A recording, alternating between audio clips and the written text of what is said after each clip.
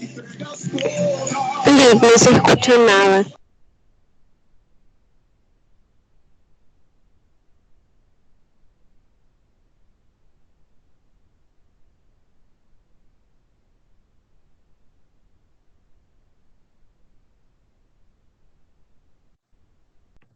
Hola, hola, ahora sí.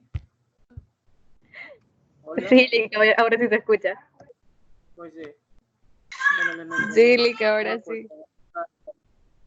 Vamos a seguir analizando la parte de la independencia estadística, y de la independencia estadística pues teníamos una hipótesis nula y también tenemos una hipótesis alterna, donde en la primera verificamos o denotamos la independencia, y en la segunda pues lo contrario, ¿verdad? Que son dependientes. Me mencionaba de que este tipo de análisis se hace generalmente para contrastar de que en efecto, pues si dos variables tienen un comportamiento similar o se parecen, entonces solo se analiza una en la práctica, ¿verdad? Y es por ello pues que se denota este tipo de análisis. Ahora bien, la cantidad de grados de libertad que tiene una distribución chi cuadrada va a depender de la cantidad de ítems de respuesta que tenga o de la cantidad de categorías que tenga una variable, ¿sí? Entonces, ya vimos en la clase anterior que esos grados de libertad depende de la cantidad de filas que tenga y de la cantidad de columnas, ¿no? Tenemos número de filas menos 1 por número de columnas menos 1, y eso me denota los grados de libertad. Y además pues va a depender del nivel de significancia que tenga dicha prueba para verificar posteriormente a partir del estadístico de pruebas si se acepta o se rechaza la independencia estadística.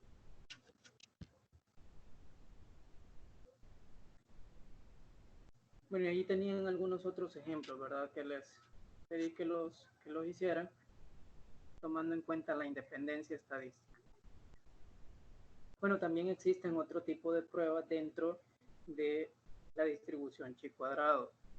Por mencionarles otras, pues las pruebas de homogeneidad y también las pruebas de bondad de ajuste.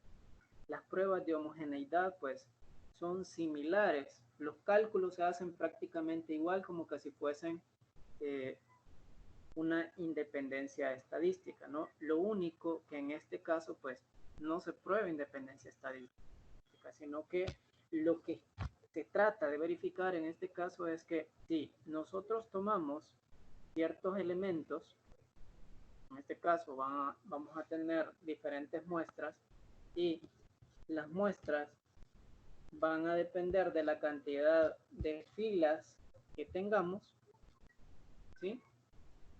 Entonces, vamos a construir siempre cuadros de contingencia, y a partir de esos cuadros de contingencia, pues analizamos esas pruebas de homogeneidad.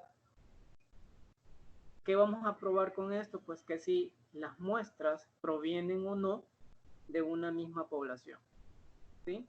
Y eso es lo que conocemos como una prueba de homogeneidad. Ahora, todas esas muestras vamos a asumir que son muestras independientes, es decir, que puede darse el caso en que anterior a ello se haya verificado independencia estadística. Ahora lo que nos corresponde es verificar si en efecto provienen o no de una misma población. Y como les vuelvo a repetir, pues los cálculos son exactamente iguales. Vamos a tener valores observados que corresponden a cada una de las muestras, y después tenemos que encontrar los valores esperados que son asociados a una probabilidad, en este caso, de los valores tanto marginales o totales marginales por fila como totales marginales por columna. Entonces, ¿cuál va a ser la única diferencia entre una prueba y la otra? Pues vamos a asumir que cada renglón o cada fila es una muestra diferente, y para cada una de esas muestras se va a tratar de verificar si en efecto provienen o no de una misma población.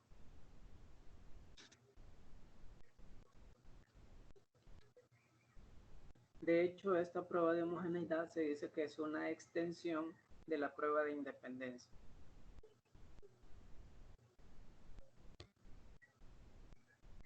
Bueno, ¿cuáles son las diferencias entre una prueba y otra? Porque puede ser de que nos confundamos al momento de aplicar independencia y al momento de aplicar homogeneidad.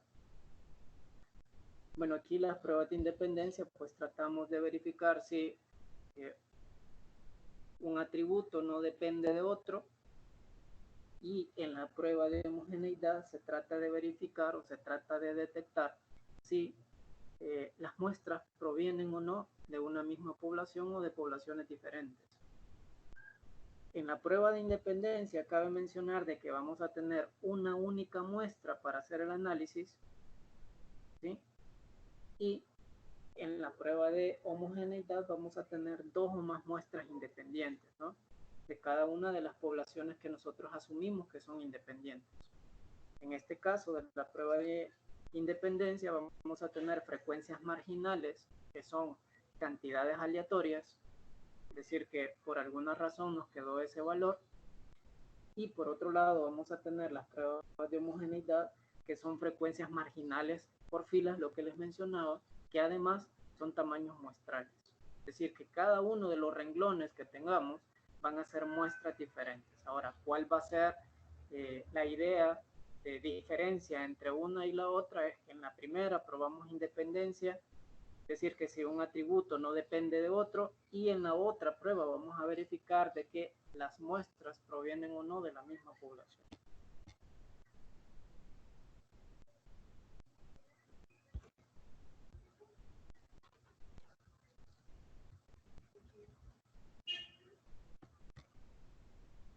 Bueno, hoy que estamos con la parte esta de la cuarentena, de la pandemia y todo eso, podría ser de que en algún momento pues se clasifiquen diferentes muestras si provienen o no de poblaciones iguales o poblaciones diferentes, ¿no?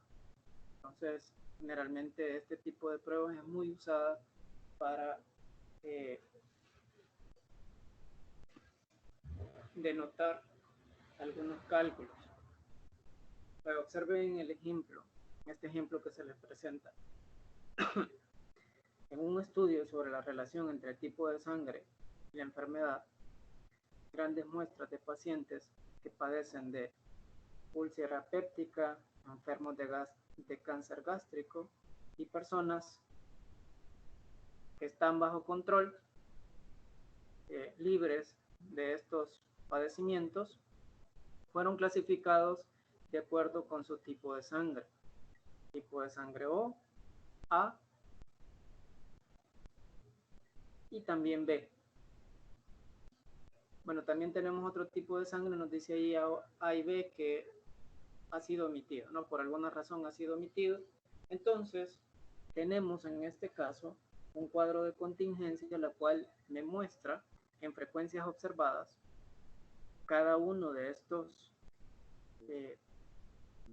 elementos, ¿no? Relacionados a una variable, ¿sí? Es una variable tipo sanguínea, es una variable cualitativa, y también tenemos úlcera péptica, cáncer gástrico y grupos que están bajo control. Es decir que tenemos también acá otra variable del tipo cualitativa, y vamos a analizar en este caso si los datos, en este caso nuestras muestras, las muestras que son tipo de sangre O, tipo de sangre A y tipo de sangre B, provienen o no de la misma población.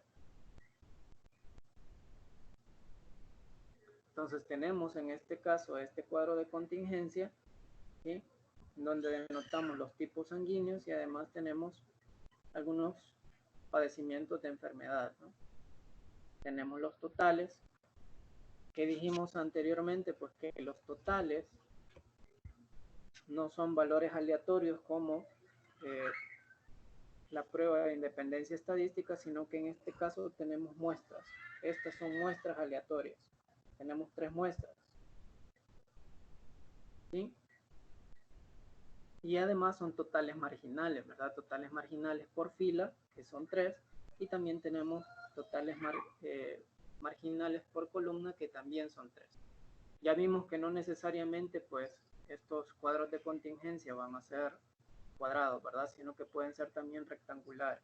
Aquí tenemos un total general, el cual nos permite efectuar los cálculos que corresponden a cada uno de esos valores esperados, ¿no? Nos dice posteriormente que hay un nivel de significancia o un valor alfa del 5%, pues a partir de ese valor nosotros vamos a encontrar la región crítica, ¿verdad? Entonces observen al plantear la hipótesis nula y la hipótesis alterna, ¿qué es lo que decimos? La hipótesis nula, las 3 muestras proceden de la misma población, y la hipótesis alterna, las 3 muestras o las muestras proceden de poblaciones distintas. Entonces, eso es lo que vamos a verificar a partir de ese cuadro de contingencia que se nos mostraba. Bueno, los valores esperados, si ustedes observan con respecto a los cálculos que se hacen, pues son básicamente los mismos que denotábamos anteriormente, ¿sí? Total marginal por fila por el total marginal por columna entre el total general, y eso nos va a dar un valor, el valor que le corresponde al valor observado original. Para este es sub 1, el valor O sub 1 que le corresponde es el que tenemos aquí en la tabla, ¿verdad? Que serían 983. A 983 le corresponde el primer E sub 1. ¿Quién es el primer E sub 1? Es 872.4. 872.4. Entonces, cada uno de esos elementos hay que irlos calculando, ¿verdad? Entonces, dado que en este caso tenemos una matriz de 3×3, vamos a tener 9 elementos o 9 valores observados, y para cada uno de los valores observados, pues calculamos su correspondiente valor esperado. Entonces, de esa forma es como tenemos acá los elementos calculados: E sub 1, ¿sí? E sub 2, E sub 3, y así sucesivamente hasta llegar al E sub 9. ¿Qué valores utilizamos? Vuelvo a repetir, utilizamos los totales marginales por fila por los totales marginales por columna sobre el total general, y eso me va a reflejar el valor esperado correspondiente a cada uno de los valores observados. No sé si tienen alguna pregunta. Estos cálculos se hicieron en la prueba de hipótesis anterior, ¿verdad? Vuelvo a repetir que los cálculos son exactamente los mismos que vamos a hacer, lo único que planteamos diferente son las hipótesis, y de igual forma pues también planteamos diferente la conclusión, porque vamos a tener una conclusión totalmente diferente, ¿no? No sé si tienen alguna pregunta hasta acá. ¿Todo bien?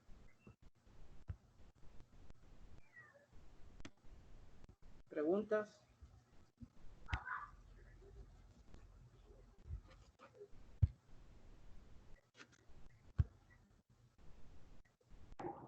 Todo claro, Lick. Todo bien. Ok. Bueno, entonces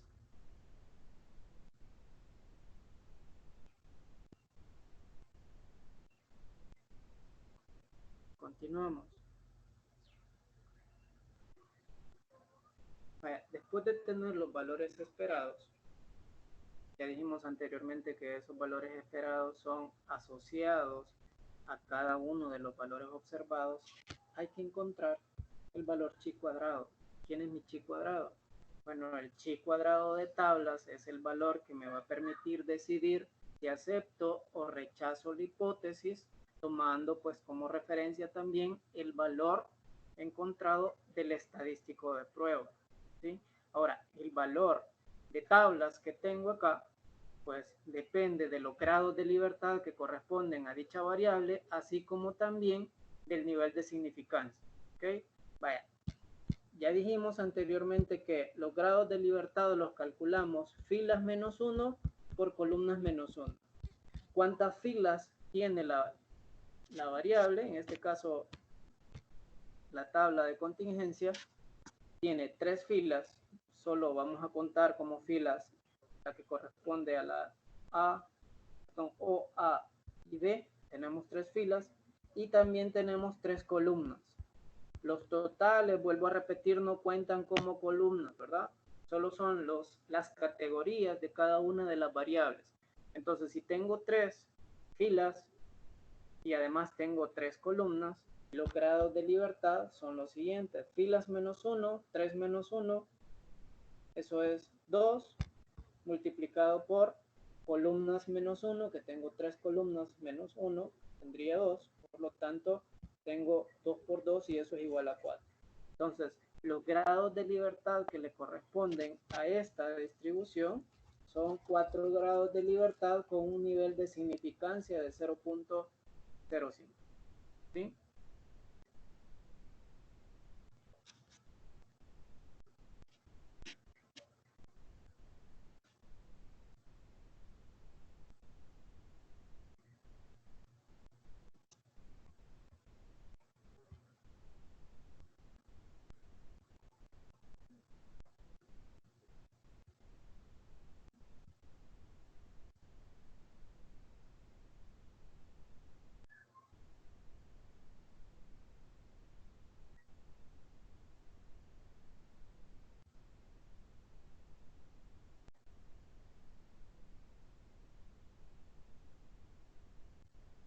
Bueno, ahí tenemos las tablas.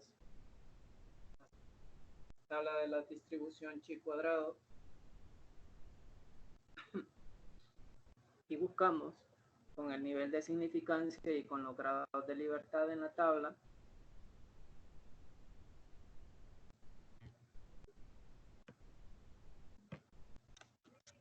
Vean que tengo el nivel de significancia alfa igual a 0.05 chi cuadrado y también tengo 4 grados de libertad. ¿Sí? Entonces, pues, tengo un valor de 9.49. Es ese valor de 9.49.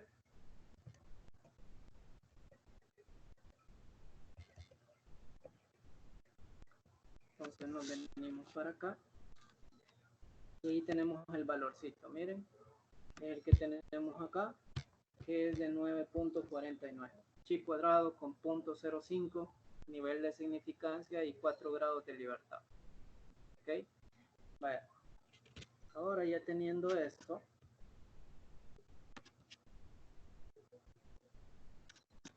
pues podemos analizar cómo se comporta mi variable. Vale, les dije anteriormente que teníamos dos formas de resolver esto, ¿verdad? Una es utilizando la fórmula original, que es el chi cuadrado igual a la sumatoria de las observaciones menos, o los valores observados menos los esperados al cuadrado entre los esperados, ¿sí? Que es la fórmula que se ha aplicado acá. O les mencionaba también, no sé si les hice la deducción, de que esta fórmula también es equivalente a tener la sumatoria de los valores observados elevados al cuadrado sobre los esperados menos n.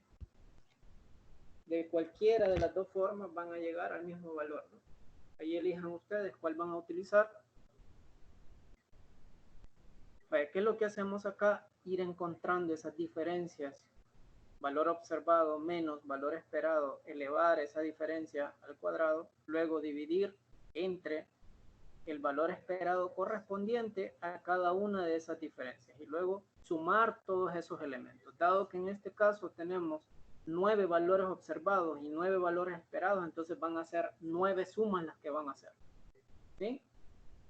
Por eso les menciono de que a partir de esta fórmula, de la fórmula alternativa que les he escrito acá, no me recuerdo si se las deduje, tengo ahí que es el valor 40.53.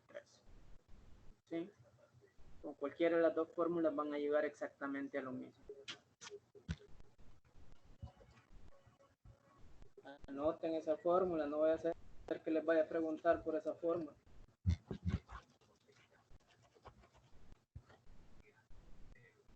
Entonces tengo acá 40.53, que es el valor que le corresponde a la distribución chi cuadrado, y tengo un valor en tablas de 9.49.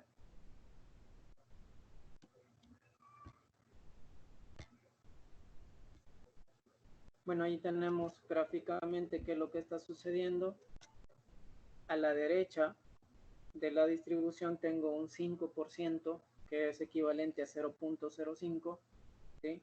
Entonces, a partir de 9.49 tengo 0.05, y el valor que encontramos tenemos que es de 40.53, es decir, que cae muy adelante con respecto al valor que encontramos, ¿no? A nuestra región, a nuestro límite de la región de aceptación y de rechazo. Por lo tanto, decimos nuevamente que se rechaza la hipótesis nula, ¿sí? Y si estamos rechazando la hipótesis nula, pues automáticamente estamos aceptando la alterna. Es decir, que las muestras en este caso proceden o provienen de poblaciones distintas, ¿sí? Haciendo este análisis podemos deducir o podemos decidir si en efecto pues estas muestras provienen o no de poblaciones distintas. Entonces, eso es lo que verificamos. Observen que lo que cambia normalmente, uno, el planteamiento de la hipótesis nula y de la alterna, ya no tenemos independencia, sino que tenemos homogeneidad, es decir, si provienen o no de una población o de poblaciones distintas. Y segundo, pues cada uno de los valores que tenemos por fila son muestras en particular, ya sea de una misma población o de poblaciones diferentes, y en el otro caso no, ¿verdad? Eran valores aleatorios de una misma muestra. Entonces, eso deben de tenerlo claro, ¿verdad? Unos elementos importantes con respecto al análisis de la distribución chi cuadrado.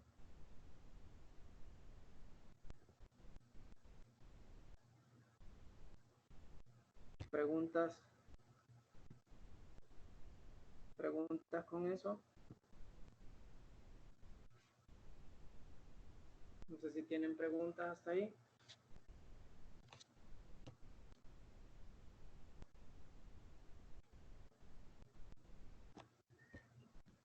¿Todo bien?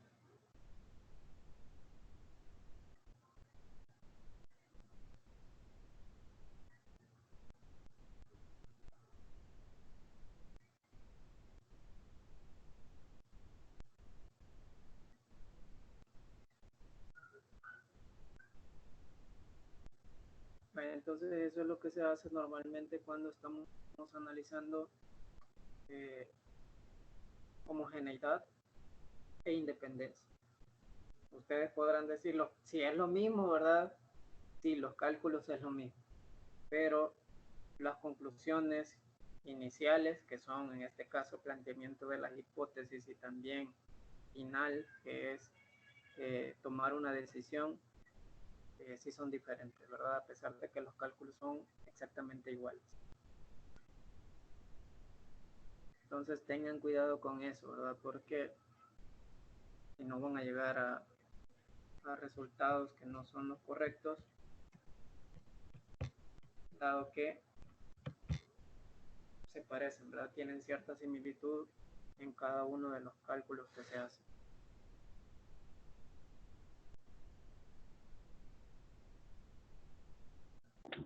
Nick, una consulta. Entonces, en esta lámina que estábamos viendo de la región del rechazo, quiere decir que se rechaza la hipótesis nula y se aprueba la alternativa, ¿verdad? ¿Sí? O sea, de que automáticamente cuando nosotros decimos rechazo la hipótesis nula, estoy aceptando la hipótesis alterna. Entonces, Ok. estamos rechazando una, pero aceptamos la otra, ¿verdad? Ok. Sí, tenía duda porque ahí decía H su cero, ¿verdad? Entonces, Por por eso, eso. pero aquí dice que rechazamos H0. Ok. Entonces Gracias. si rechazamos H0, entonces estamos aceptando la otra hipótesis, ¿verdad? Y la otra hipótesis decía que las muestras provienen o proceden de poblaciones distintas. Entonces, eso, ¿verdad?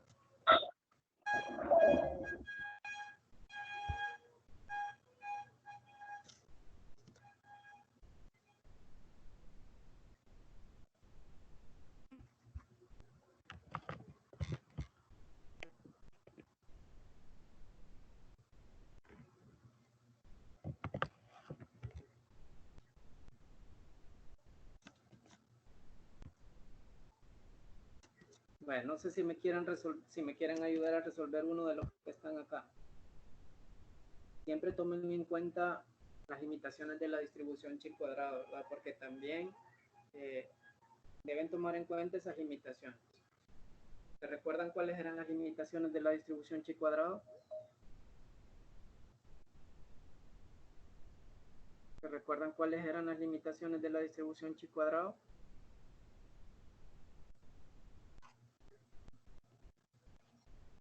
¿Cuáles son las limitaciones?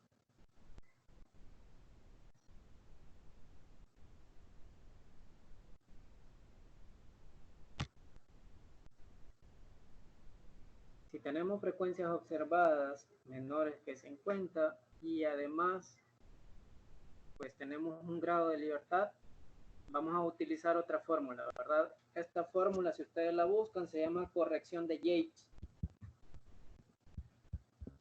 Corrección de Yates.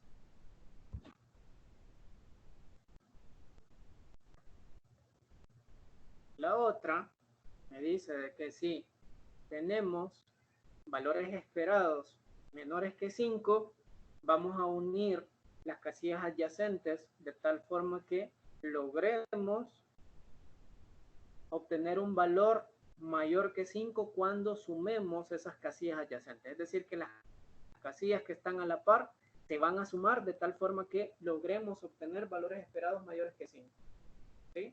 Entonces, eso tómenlo en cuenta, ¿verdad? Al momento de hacer algún análisis con respecto a esta distribución.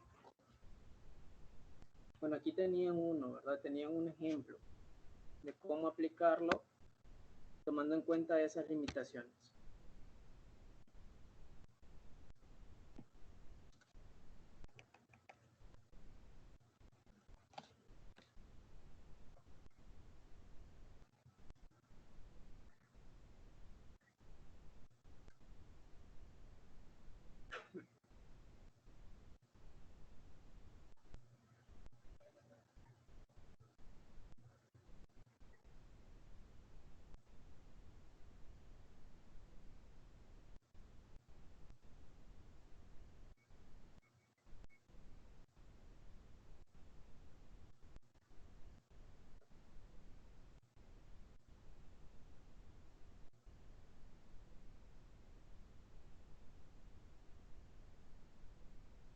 Bueno, observen este ejercicio. Hoy me van a ayudar ustedes a encontrar los valores esperados acá. Bueno, dice que a un grupo de estudiantes universitarios clasificados por sexo se le pasó un cuestionario.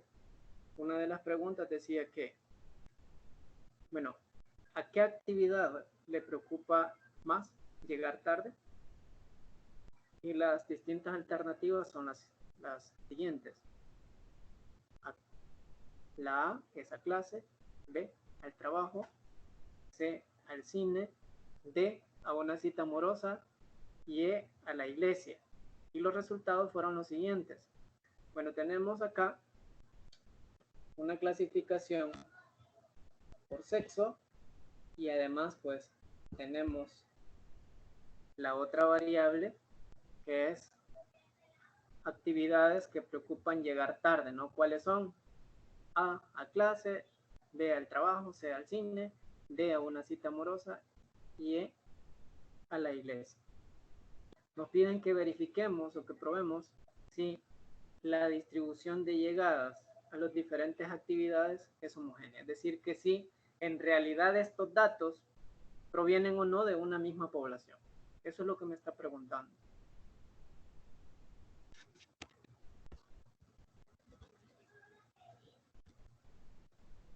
Imagínense que por alguna razón nosotros pues preguntamos a cierto grupo de una ciudad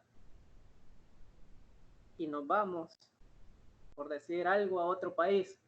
Vamos a los extremos, ¿no? A otro país.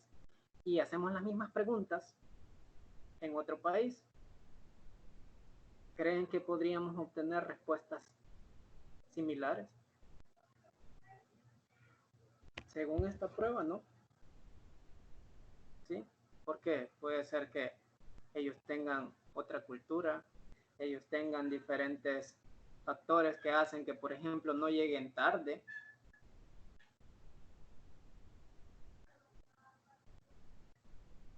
¿Sí? Entonces, va a depender de diferentes factores para obtener algunas respuestas, ¿no? Entonces, en este caso, vamos a probar la independencia, bueno, la homogeneidad con respecto a estas variables, ¿no? ¿Cuáles son las variables? Pues la variable sexo, que tiene 2 ítems, y la otra es la distribución de llegadas.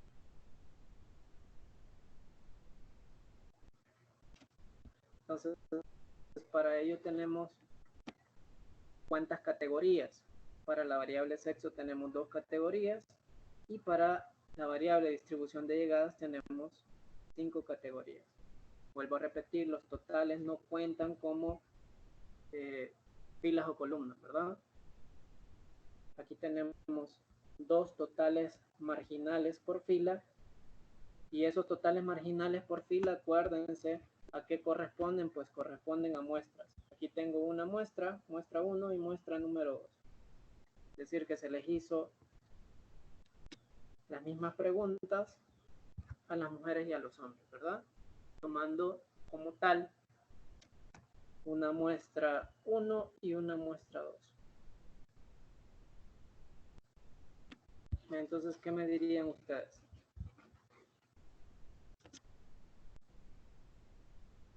¿Cuáles son los totales marginales que tenemos?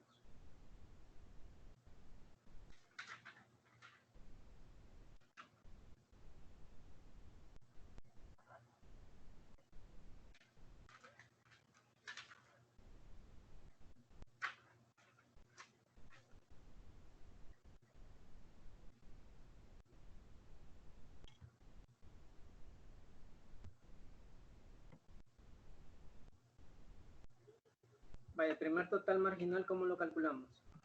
Bueno, el primer valor es sub 1. ¿Cómo lo calculamos?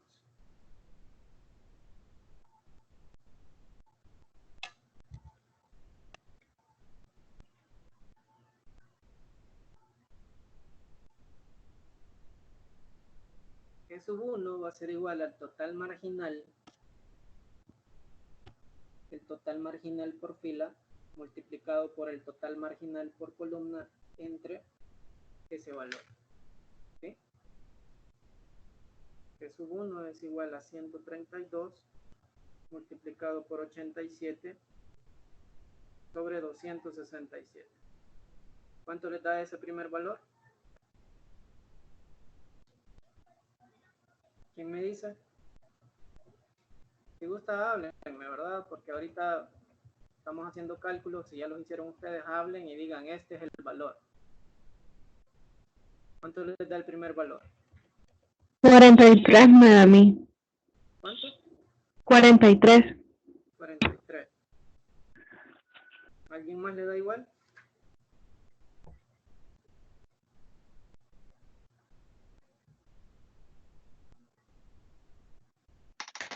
Sí, Lick, 43.01. Entonces nos queda 43.01, que es 132 por 87 sobre 267, ¿verdad? 43.01. Ese es el valor. Vaya. Ahora hagamos el otro. El otro es 135 multiplicado por 87 dividido entre 267.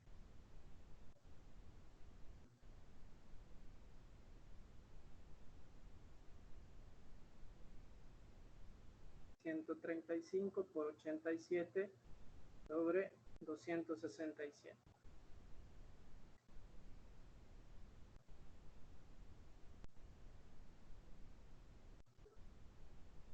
¿Cuánto le da?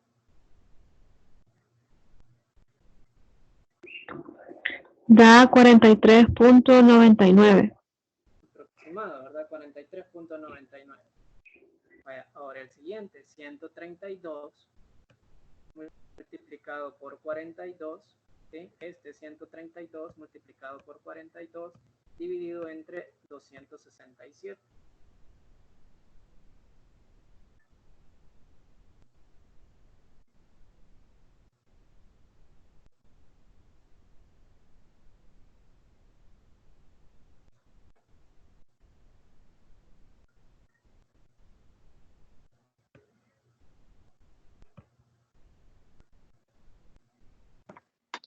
$20.76. 20.76. Y el siguiente, el E sub 4 va a ser igual a 135,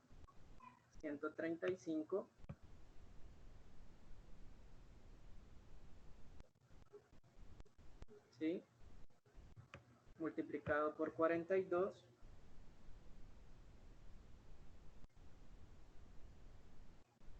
sobre 267.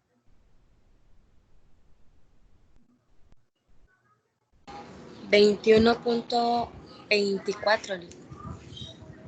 21.24. Es correcto, 21.24. El siguiente, el E sub 5, que va a ser este, que es 132 por 38. 132 por 38 sobre 267.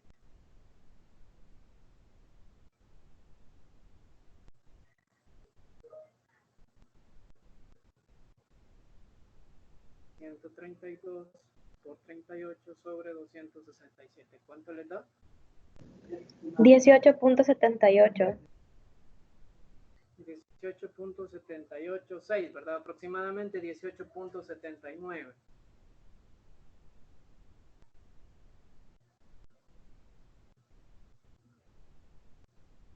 Luego vamos con el E sub 6, que es 135 por 138, que es este, perdón, por 38 sobre 267. ¿Cuánto le da eso?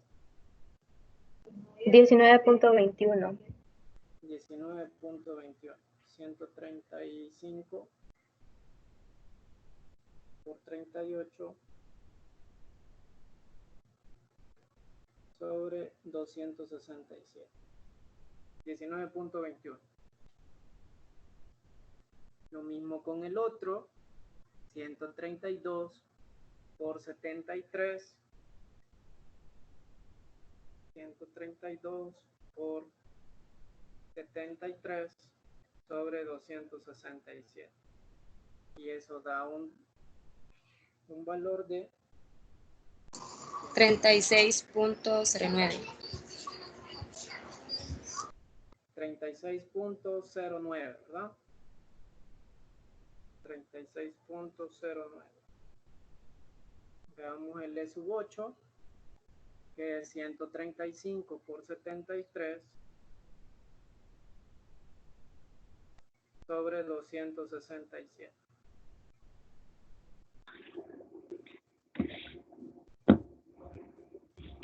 Da 36.91. 36.91. ¿Sí? Y los últimos dos, que es el E sub 9, 132 por 27. 132 por 27 sobre 267.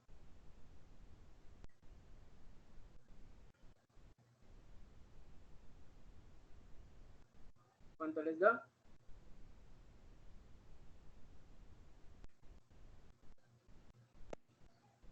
13.35. 13.35, ¿verdad? Y el último que es 135 por 27 sobre 267. 135 por 27 sobre 267. Creo que le da 13.65, ¿verdad? Sí, da igual. Bueno, 13.65. Entonces ya tienen todos los valores por ahí.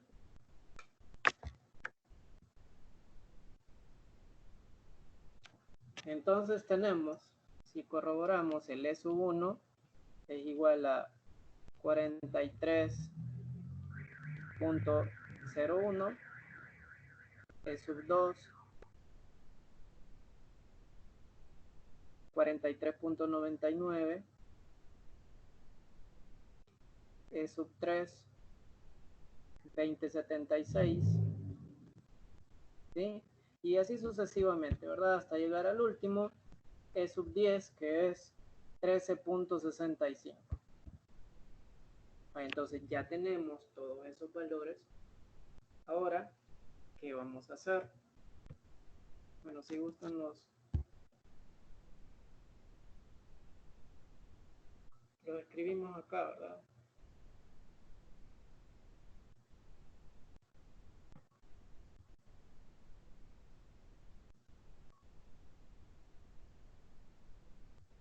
Tengo mis valores esperados y les voy a escribir mi C.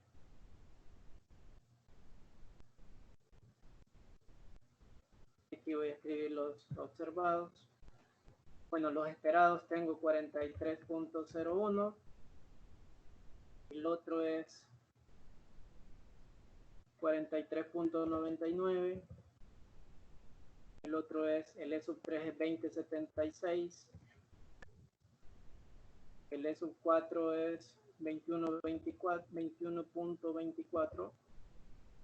El siguiente es 18.79. El siguiente 19.21. El otro 36.09. El siguiente es 36.91. El otro es 13.35. El siguiente es 13.65. Estos son mis valores esperados. Ahora, a cada uno de estos valores le corresponde un valor observado. ¿Cómo lo fuimos encontrando? Hacia abajo, ¿verdad? El de 42, el de 45, el de 25, el de 17 y así sucesivamente. Así los íbamos calculando. Entonces, así los vamos a colocar para hacer las diferencias. Primero, el de 42, luego el de 45, el siguiente es el de 25, luego el de 17, le sigue el de 18, luego el de 20, el de 35, luego el de 38, ¿sí? Luego tenemos el de 12 y por último el de 15.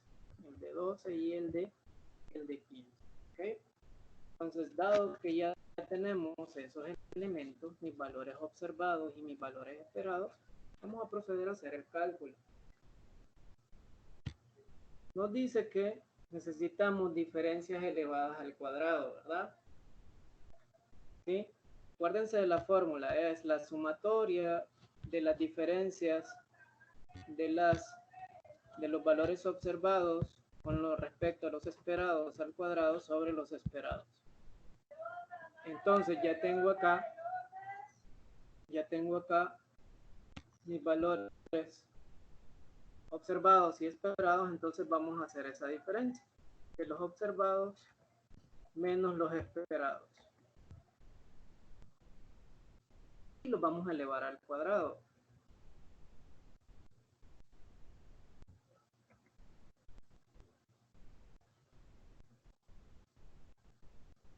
y los tenemos al cuadrado.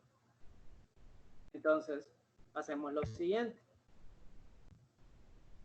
Estas diferencias, ¿sí? Estas diferencias los elevamos al cuadrado, ¿sí? Ahí tenemos todas esas diferencias.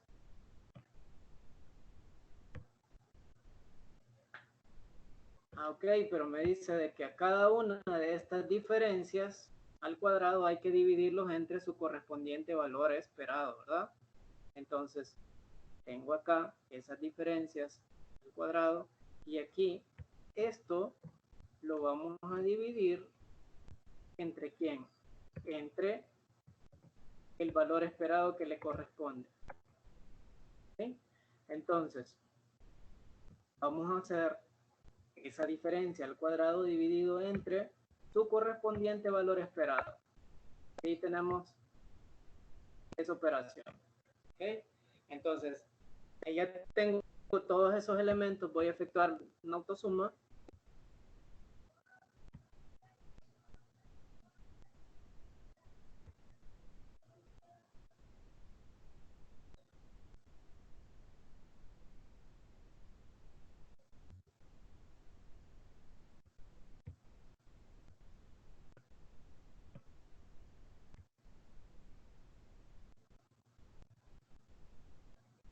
Bueno, vamos a hacer la suma de todos esos elementos. Y eso me da 2.16. Ese es el valor encontrado de las diferencias al cuadrado sobre el valor esperado. Les dije que lo verificaran a partir de la otra fórmula para que vieran que es lo mismo. ¿Cuál es la otra fórmula? Este es mi chi cuadrado. Este es mi chi cuadrado. De igual forma puedo expresarlo chi cuadrado igual la sumatoria de las observaciones o de los valores observados al cuadrado sobre el valor esperado menos n. ¿Sí? Entonces, bueno, mi n es general en este caso, ¿verdad? Veamos acá. Bueno, esto es solo para que vean que estos son iguales, que estas dos expresiones son iguales. Entonces tengo acá, ¿quiénes son mis valores observados? Mis valores observados son estos, los elevamos al cuadrado. Aquí voy a tener mis valores observados al cuadrado.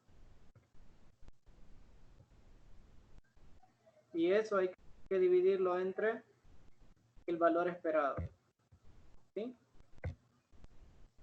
Después a esos elementos hay que quitarle n. A la suma de todos esos elementos hay que quitarle n.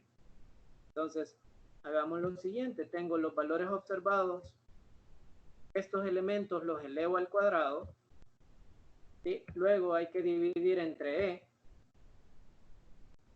Y ahí tengo esos elementos. Sumo todos esos elementos. ¿Sí? Sumo todos esos elementos. ¿Cuánto me da esa suma?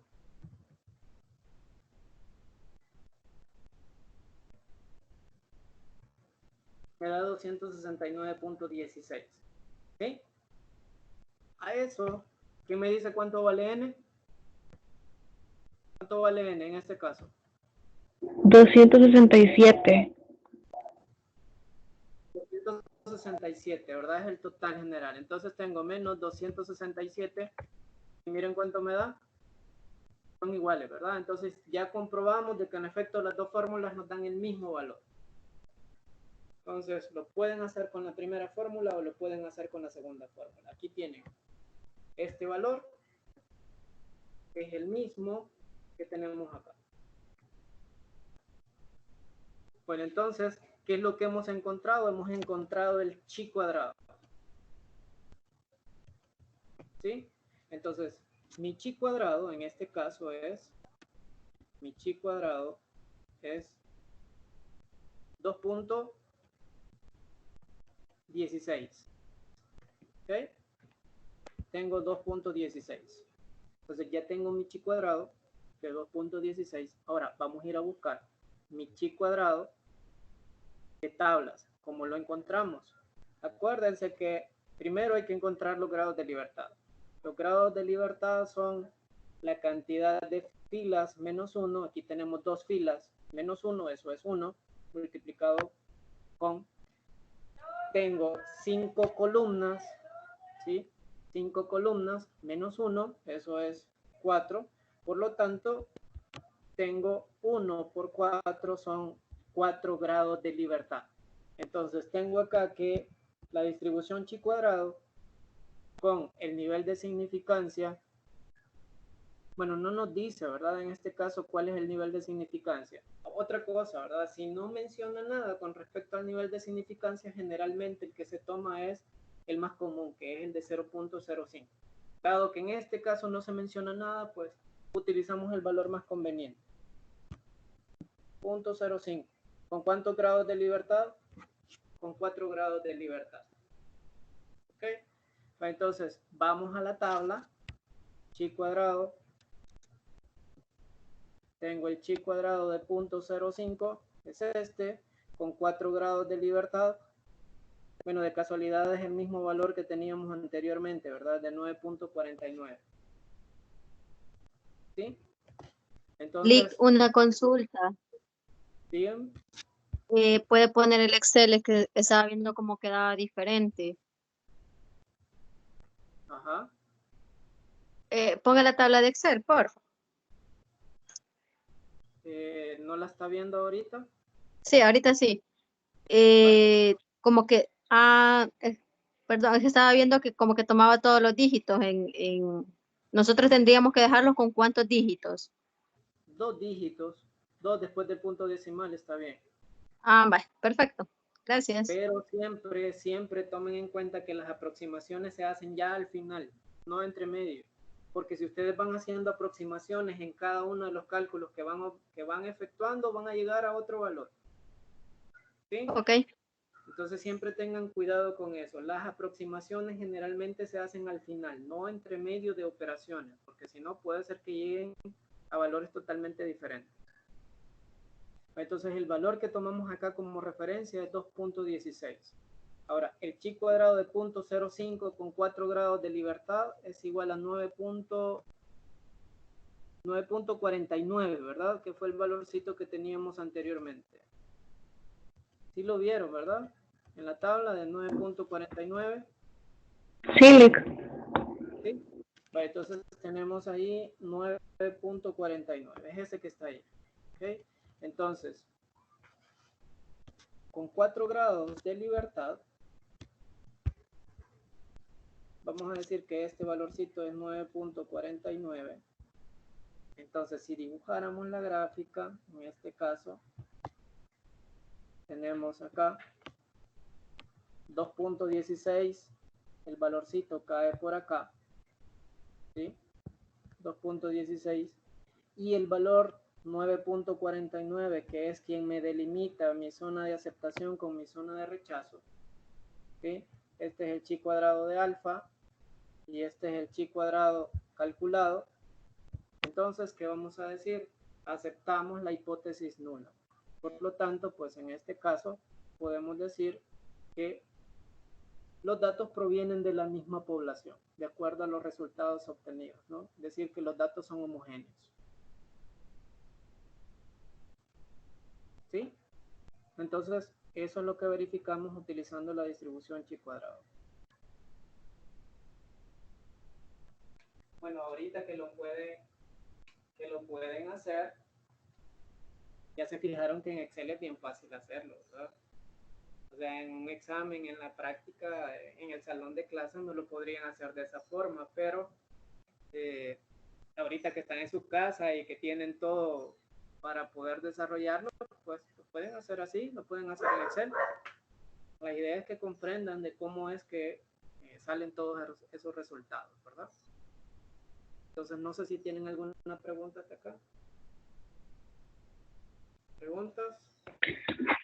Nick, entonces cuando el ejercicio no diga el nivel de significancia, vamos a asumir que es 0.05. Cuando no se diga, sí, ¿verdad? Que es el más común. Es el que generalmente se utiliza, ¿verdad? Ok. Se va a utilizar.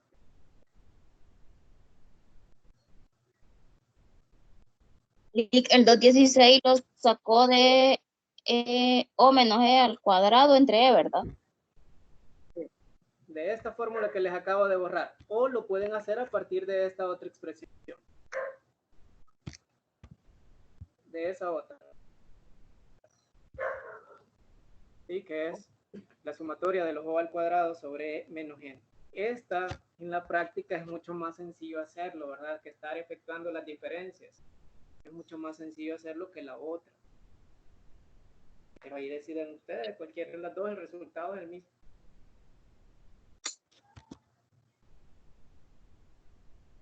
En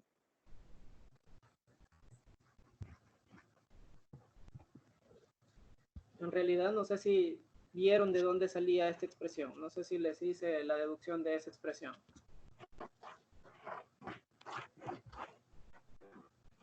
Surge de la primera, ¿verdad? Es una simplificación de la primera expresión.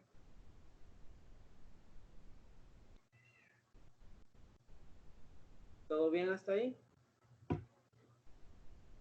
¿Ya están listos para el parcial?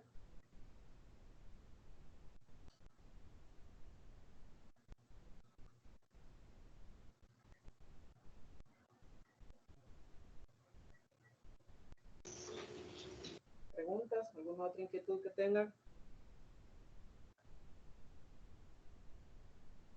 En estos ejercicios no tenemos que encontrar el p-valor, solamente es en los otros.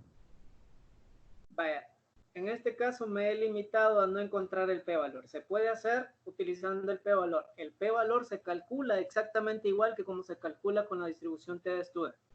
Tengo valores antes y después. Vaya, por ejemplo, si tengo el de 0.05 y por aquí tengo el de 0.01, tengo valores antes y tengo valores después de estos elementos, ¿no? Y puede ser que tenga algún valor por aquí. Entonces se hace una interpolación simple, que fue lo mismo que hicimos anteriormente con la distribución T de Student. En este caso no lo vamos a hacer. Si ustedes quieren, pues lo pueden trabajar de esa forma, yo se lo reviso si no hay ningún problema. Lo único que sí, ¿verdad? Requiere un poquito más de complicación porque hay que efectuar interpolaciones, ¿verdad? Y eso ya se fijaron de que es un poquito quizás más complicado. No difícil, pero sí se complica un poquito más. ¿Dónde lo van a hacer? Lo van a hacer en la distribución T de Student. De hecho, en la guía que les he proporcionado, en la guía que me van a entregar de tarea, en esa, pues ustedes tienen que analizar utilizando la distribución T de Student y haciendo énfasis en el p-valor, ¿verdad? De hecho, les he dejado intercalado, no sé si se han fijado, intercalados 5 pasos p-valor, 5 pasos p-valor en la guía para que vayan practicando, ¿verdad?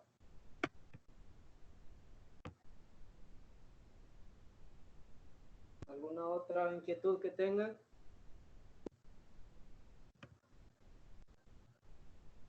¿Preguntas?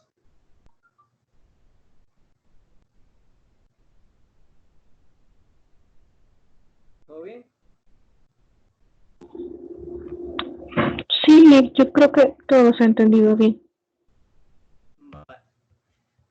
Te recuerdo de que su evaluación ya está ahí en la plataforma, la pueden revisar, no pueden entrar a ella, pero sí ya está visible. Entonces, el día miércoles, pues tienen la evaluación en la hora de la clase, ¿verdad? De 4:50 a 6:30. Entonces, no va a haber clase ese día, sino que ustedes van a hacer su evaluación. Traten de hacerla a la hora, ¿verdad?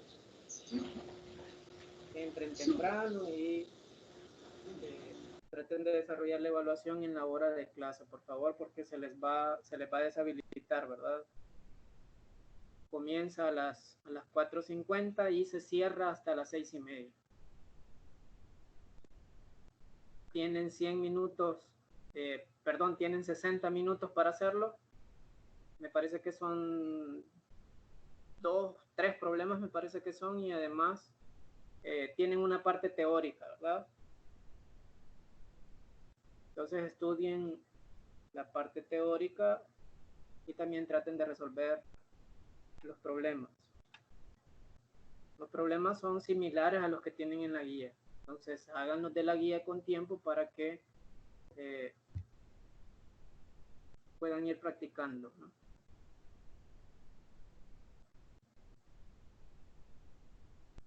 ¿Todo bien? Bueno, entonces nos vamos a quedar hasta ahí. Y pues cualquier duda, cualquier inquietud que tengan, pues me pueden escribir al correo, pueden escribir de igual forma mensajes así en la plataforma. Voy a estar pendiente, ¿verdad? Entonces nos vamos a quedar hasta ahí. Y nos vemos el jueves en su evaluación. Muchas gracias, Lick. Bueno, cuídense. Adiós, Lick, gracias. Adiós.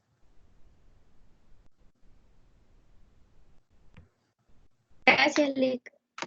Bueno, cuídense, un gusto.